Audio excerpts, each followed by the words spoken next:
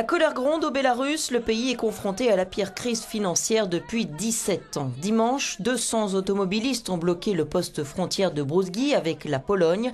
Ils protestaient contre les restrictions sur les exportations de nourriture et de carburant qui font vivre la région frontalière.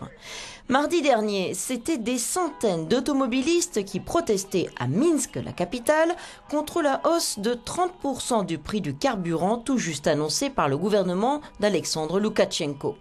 Mais pour s'acheter la paix sociale, le lendemain, le président bélarusse fait marche arrière et annonce une hausse moins importante, une démarche que le Bélarus ne peut pas se permettre selon cet analyste.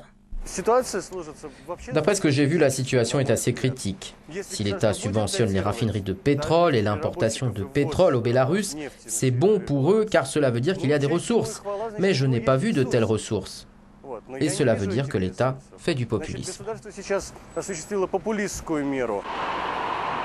En effet, depuis la fin du mois de mai, les caisses du pays sont vides. Les réserves en devises ont chuté de 138 millions d'euros. Le rouble bélarusse a officiellement été dévalué de 36%. L'inflation annuelle dépasse les 32%. Minsk doit payer 37 millions d'euros à la Russie pour régler sa facture d'électricité. Et cela le 19 juin au plus tard. Faute de quoi, ce sera la coupure totale. Prise à la gorge, le Bélarus a dû demander un prêt à la Russie et à ses partenaires de la communauté économique euro-asiatique.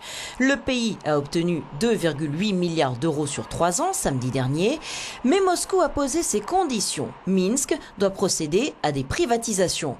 Dans le viseur, Beltransgaz, la compagnie bélarusse qui transporte le gaz russe vers l'Europe.